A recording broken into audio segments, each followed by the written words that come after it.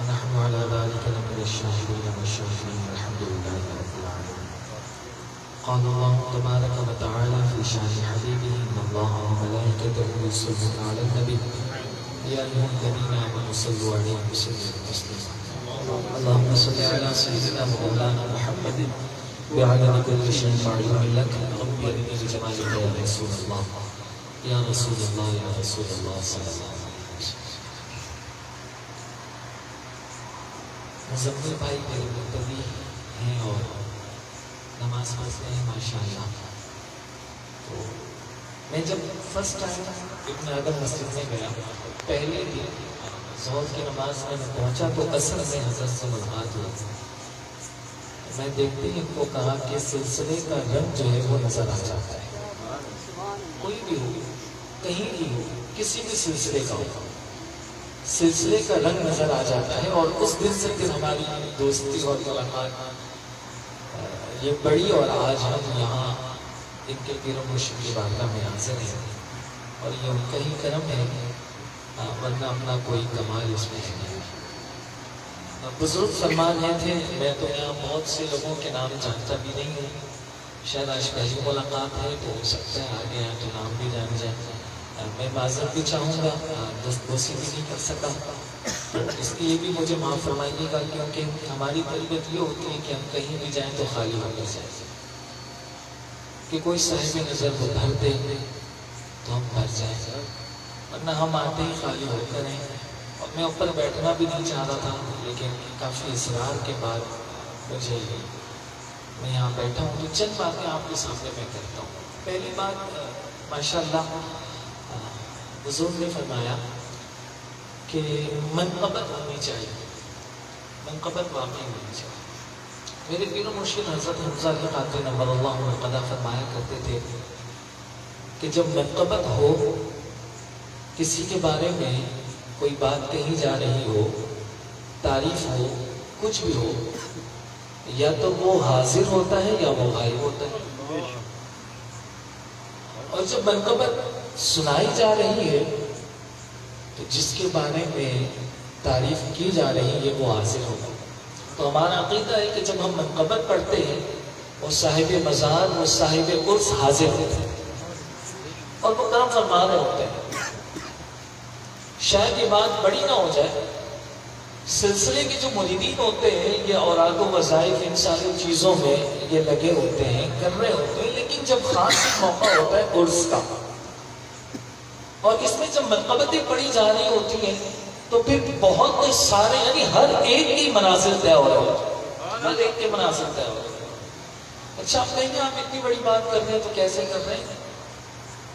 عرب کا دستور تھا جب قافلہ لے کر جاتے تھے اونٹ جو ہے نا وہ بہت تھک جاتا تھا اوجھل ہو جاتا تھا ان سے چلا نہیں جانا ہوتا تھا. اتنا سامان لگا ہوا ہے منزل پر میں پہنچنا ہے ساری چیزیں ہیں سب کچھ ہے. تو وہ جو اونٹ کو چلانے والا ہوتا تھا وہ پھر کچھ اشعار ایسے پڑھتا تھا کچھ ایسا پڑھنا شروع کرتا تھا تو وہ اونٹ جھومتے ہوئے مستانہ وار چلتے چلتے منزل تک پہنچ جاتے تھے. تو سلسلے میں بھی کچھ ایسے لوگ ہوتے ہیں کوئی بات ان کی رک جاتی ہے کسی منزل پہ وہ ٹھہر جاتے ہیں آگے نہیں پڑھ رہے ہوتے لیکن جب یہ منقبتیں اور یہ چیزیں پڑھی جا رہی ہوتی ہیں تو پھر وہ تار جب جڑ جائے کنیکشن جب ہو جائے تو پھر وہ صاحب نظر پیر جو ہوتے ہیں وہ اپنے مرید کو جو ہے وہ پالا لاتے ہیں. نعرہ تکبیر نعرہ رسالت یا رسول اللہ نعرہ رسالت یا رسول اللہ نعرہ حیدری نعرہ حیدری. جناب یہ عرس کی محفل میں جب ہم آتے ہیں تو ایسے ہی نہیں آتے. اور کوئی بھی سلسلے والا ہو کوئی بھی سلسلے والا ہو سلسلہ اس کا پختہ جڑا ہے حضور تک سلسلہ پہنچا ہے تو بس وہ کامل ہے. یہ یاد رکھیے کوئی بھی ہو اس کا سلسلہ حضور تک پہنچ گیا وہ کامل ہو گیا.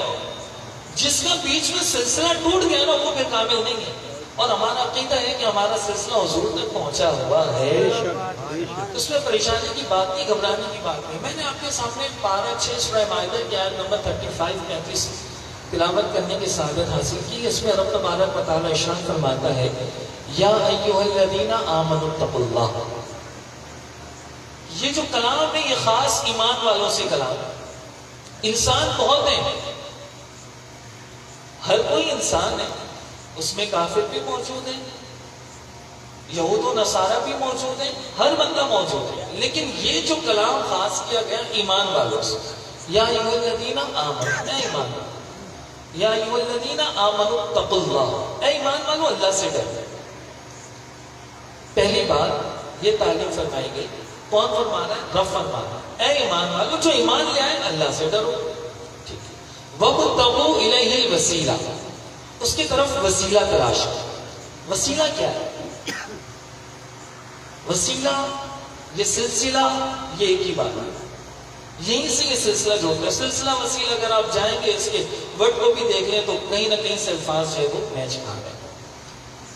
جب آپ کسی صاحب وسیلے کے ہاتھ میں ہاتھ دیتے ہیں وہ پھر اپنی کڑی کے ساتھ آپ کو جوڑ دیتا ہے، اور جب وہ جوڑ دیتا ہے تو یہی ہے وسیلہ تلاش کرنا. اب آپ نے وسیلہ تلاش کر لیا. وَابْتَغُوا إِلَيْهِ الْوَسِيلَةَ وَجَاهِدُوا فِي سَبِيلِهِ. اب وہ جو صاحب وسیلہ ہے وہ پھر اپنے مرید کو اللہ کی راہ میں مجاہدے کرواتا ہے. کہیں اللہ کا ذکر مل رہا ہے، کہیں لا الہ الا اللہ کا ذکر مل رہا ہے، یہ ساری چیزیں مل رہی ہیں. اب وہ مجاہدہ کرنے کے بعد اب رب تبارک و تعالیٰ نے فرمایا تین باتیں.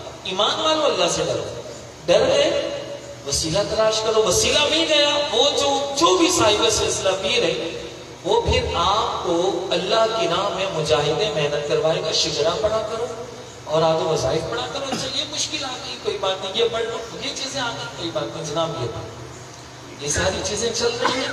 اب رب نے مہر لگا دیا لعلکم تفلحون، تم یہ تینوں کام کرنے والے ہو تو تم کامیاب ہو گئے. اب تم کامیاب ہو چکے ہو، یہ تینوں چیز ہو گئی، تم کامیاب ہو. یعنی قرآن کی ایک آیت میں فصاحت و بلاغت کے ساتھ یہ ساری باتیں بتا دی گئی. اللہ سے ڈرو، ڈرنے والے ہو گئے، وسیلہ تلاش کرو، وسیلہ مل گیا، سلسلہ مل گیا، اب مجاہدے کر لو. اب جب اللہ کی راہ میں ذکر و اذکار کرنے والے ہو گئے لعلکم تفلحون، تم کامیاب ہو گئے. اب جب کامیاب ہو گئے تو بات ہی ختم. اب یہ کامیاب بندہ دنیا میں بھی کامیاب ہے اور آخرت میں بھی کامیاب ہے. دنیا میں ایسے کامیاب ہے وہ اللہ سے ڈر رہا ہے، دنیا بھی کام کر رہا ہے. کاروباری شخص ہے تو جھوٹ نہیں بولے گا، اللہ سے وہ ڈر رہا ہے جناب. ٹھیک ہے. دھوکہ نہیں دے گا، اللہ سے ڈر رہا ہے. جھوٹ نہیں بولے گا، اللہ سے ڈر رہا ہے. یہ ساری چیزیں جب جب وہ اللہ سے ڈر رہا ہے تو وہ کامیابی کی ایک سیڑھی کو چڑھ گیا. وجاہدوا وابتغوا الیہ الوسیلہ، اب اس نے وسیلہ بھی تلاش کر لیا. اب بعض دفعہ ایسا ہوتا ہے حضرت، بعض پیر ہوتے ہیں صاحب نظر، اور بعض اگر نہیں بھی ہوتے تو رب تبارک و تعالیٰ انہیں دکھا دیتا ہے. یاد رکھیے اگر ہر بندہ اس منزل کو نہیں پہنچا نو پرابلم، اس کے اوپر کی جو کڑی جڑی ہے نا وہاں سے اسے نظر آ جائے گا، وہاں سے نظر آ جائے گا. یہ لائن یہ کنیکشن یہ جل رہے ہیں جناب، یہ کنیکشن یہ تار یہ کنیکشن یہ جڑی ہے تو یہ بلب روشن ہے، تو یہ سلسلہ روشن ہے. آپ یہ نہیں سمجھے کہ جناب میرے پیر کے پاس کچھ نہیں، آپ کو ملے گا آپ کے پیر سے. جب آپ کو بھیج دیا گیا تو اب ملنا ہی پیر سے، اب کہیں اور سے نہیں ملنا، اب ملے گا پیر سے ملے گا. اب مرید کے اوپر ہے مرید کا ظرف کیسا ہے، مرید کا ظرف کیسا ہے، مرید کتنا سنبھال سکتا ہے. ایسا نہ ہو کہ ایک قطرہ بھر دیا جائے تو وہ چھلک جائے، وہ سنبھال نہ سکے، وہ جناب کہنے لگے میں تو آج بہت کچھ ہو گیا ساری چیزیں. نہیں، ظرف دیکھتا ہے پیر. اور بہت سے میرے پیر مرشد ایک جگہ ایک محفل میں گیا حضرت، وہاں دو مرید آپس میں لڑ رہے تو ان کے پیر صاحب نے فرمایا ہم سب یہ فیصلہ کریں گے. حضرت کی جب بات آئی تو حضرت نے چپ سے ایک بات ارشاد فرمائی. آپ صاحب نظر بھی تھے اور سب تھے، ہم نے تو دیکھا بھی ہے، ہم ان کے صحبت میں رہے بھی ہیں. تو کہا پیر صاحب انہیں معاف کر دیجیے. کوئی فیصلہ کوئی حکم نہیں سنایا. کہا کیوں لڑ رہے ہو، کیا کر رہے ہو، کیا نہیں کر رہے ہو، کچھ نہیں. کہا حضرت انہیں معاف فرما دو. لوگ حیران ہو گئے، حضرت حضرت نے کہا تھا فیصلہ سنانے ان کے درمیان فیصلہ کر لو، یہ جو لڑ رہے اور آپ کہ حضرت نے معاف فرما دیں، وجہ کیا ہے؟ کہ حضرت وجہ کیا ہے؟ کہا وجہ یہ کہ حضرت آپ جانتے یہ نہیں جانتے، آپ جانتے یہ نہیں جانتے، آپ تو پردہ رکھ رہے ہیں، یہ جھوٹ بول رہے ہیں، یہ ساری چیزیں کر رہے ہیں، آپ تو پردہ رکھ رہے ہیں اور یہ اس سے بے خبر ہے۔ اگر یہ جان چاہتے تو یہ بات کرتے ہی نہیں، یہ جان چاہتے تو یہ بات کرتے ہی نہیں۔ تو حضرت نے فرمایا بعض دفعہ پیر خود جان جاتا ہے اور بعض دفعہ اللہ اسے دکھا دیتا ہے کہ یہ جو تیرا مرید ہے نا یہ کام کر گیا ہے۔ اور بعض صاحب نظر پیر ایسے ہوتے ہیں وہ اپنے مرید کو کچھ کہتے بھی نہیں، اور مرید یہ سمجھتا جناب میں گناہ کر کے آ گیا ہوں، ٹھیک ہے نہیں دیکھ رہے، یہ ان کا ظرف ہے کہ وہ آپ کو کچھ بول نہیں، وہ سنبھال کے رکھا ہوا ہے۔ ارے میرا بچہ ہے نا، میں تھوڑا سا ڈانٹ کے بھی نا روٹی دے دوں گا، بچہ میرا ہے، میں تھوڑا سا ڈانٹوں گا، ڈانٹ کے روٹی بھی دے دوں گا، کوئی مسئلہ نہیں، آج نہیں کل سمجھاتا۔ اور مرید یہ سمجھ رہا ہے کہ صاحب میرے پیر کو خبر نہیں ہے، اور اگر پیر کو خبر ہے اور مرید پیر جو ہے وہ مرید کا پردہ رکھ رہا ہے کہ میں اگر اس کو بولوں گا یہ روٹ جائے گا، یہ آئے گا نہیں کہ پیر صاحب نے یہ بھی دیکھ لیا، تو اب مرید کا کیا کام ہے؟ اب مرید کا کام یہ ہے کہ وہ پیر کو بتا دے، وہ پیر کو بتا دے کہ حضرت یہ خطا ہو گئی، حضرت یہ مسئلہ مجھے سمجھ میں نہیں آیا، مجھے بتا دیجیے، میری رہنمائی فرما دیجیے۔ اب جب وہاں سے رہنمائی کا سلسلہ یہ ساری چیزیں ہوں گی، کیونکہ وہ تو صاحب نظر ہے، وہ تو چھپائیں گے نا، کون چاہے گا کہ جناب میرے مریدوں کی رسوائی ہو؟ وہ تو کوئی بھی نہیں چاہے گا، کوئی بھی نہیں چاہے گا، وہ چھپاتے ہیں۔ اگر آپ کو کوئی روحانی طور پر کوئی مسئلہ ہے، کوئی پریشانی، آپ یہ سمجھ رہے ہیں کہ میرے پیر باخبر ہیں، روشن زمین ہیں، بالکل ہے، لیکن بتانا آپ کا فرض ہے۔ جب آپ بتائیں گے تو وہ آپ کو آپ کے مسائل کے حل بتائیں گے۔ اب وہ جس طریقے سے بھی بتانا ہو، اگر آپ روحانی طور پر یہ پیر و مرشد کے روحانی طور پر آپ اتنا وہ کرتے ہیں، اپنے پیر و مرشد کا خیال کرتے ہیں، اپنے پیر و مرشد کو تصور ملا، اگر تصور آپ کا اتنا پختہ ہے کہ پیر صاحب آپ کو جواب دے دیتے تو تصور میں کہہ دیجیے، اور تصور میں نہیں کہہ سکتے تو حاضر ہو کے کہہ دیجیے، تاکہ آپ کی جو پریشانیاں ہیں، آپ کے جو مسائل ہیں وہ حل ہوں۔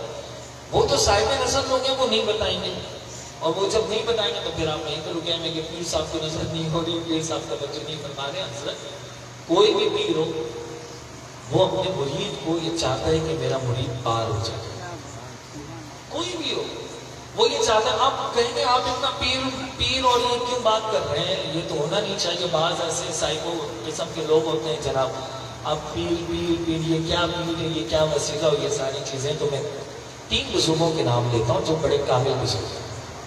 حضور سیدی غوث اعظم نور اللہ مرقدہ، جن کا مہینہ جاری وصالی، آپ نے بھی کسی نہ کسی بزرگ کے ہاتھ میں ہاتھ دیا تو منازلت طے ہوئی، ٹھیک ہے۔ حضور داتا علی اجمیری رحمۃ اللہ علیہ بڑے کامل بزرگ، آپ نے بھی کسی کے ہاتھ میں ہاتھ دیا۔ آپ ایک وقت اپنے پیر و مرشد کو وضو کرا رہے تھے، اور پیر و مرشد تو دادا صاحب کے دل میں یہ خیال آیا کہ یہ پیر کی کیا حاجت ہے، اور یہ کیوں ہے، ہم تو اللہ سے مانگ لینا چاہیے اور ساری چیزیں ہو جائے، سب کچھ ہو جائے تو پیر۔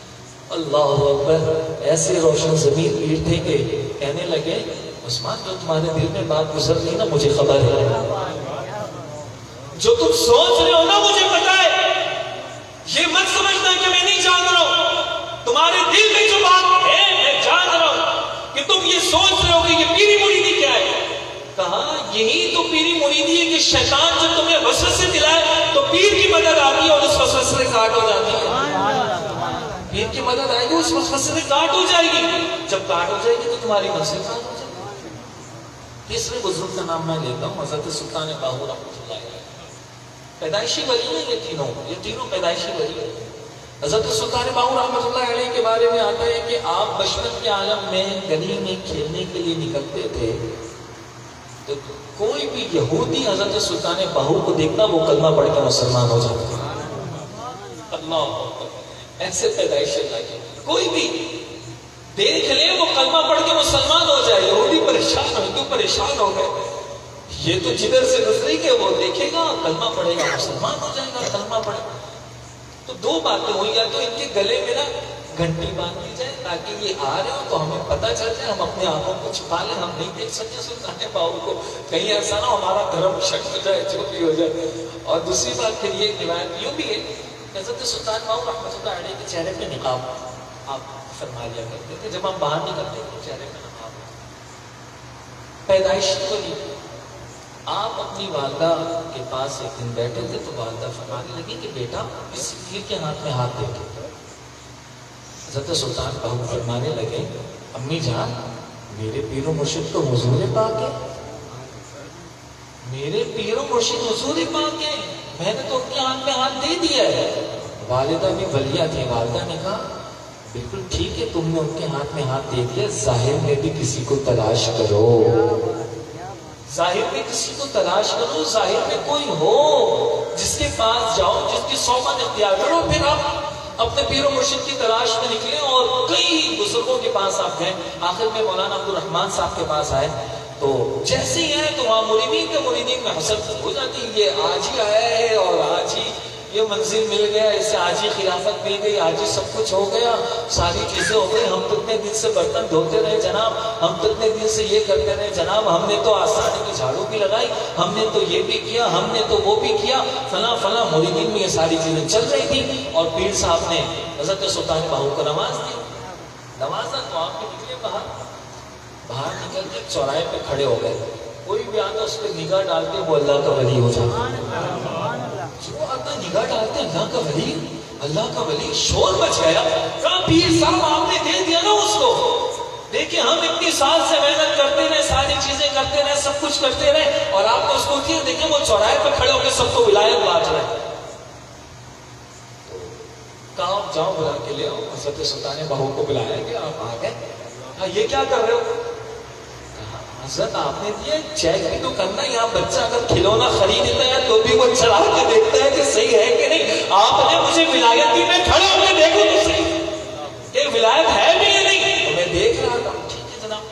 تو جناب یہ سلسلہ ہے اور یہ ساری چیزیں ہیں, یہ نہیں ہو کہ آپ پیر صاحب کے پاس آئے. اصل میں ہمارے سلسلے کی جو تعلیمات ہیں نا, وہ 3 چیزیں ہیں بالکل بہت ضروری, بہت ضروری. علم حاصل کرو, علم حاصل کر لو, جو ضروری چیزیں, جو ضروری باتیں وہ حاصل کرو.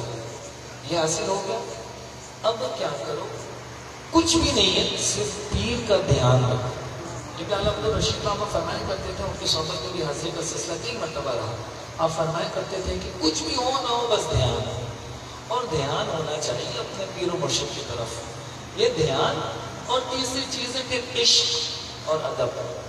یہ چیزیں اگر آپ کو اپنے پیر سے عشق ہے, ادب ہے, آپ کامیاب ہیں. اگر ادب نہیں ہے, عشق نہیں ہے, تو آپ کامیاب نہیں ہیں. میں نے بہت ٹوٹے پھوٹے الفاظ اور بہت ساری لفظ شاہی میں نے کی ہے. جو باتیں آپ کو اچھی لگیں آپ اسے قبول کیجیے گا. رب تبارک و تعالیٰ کی بارگاہ میں دعا ہے جو کچھ ہم نے سنا اسے یاد رکھنے کی توفیق عطا فرمائے. سبحان ربک رب العزت عما یصفون وسلام علی المرسلین والحمد للہ رب العالمین.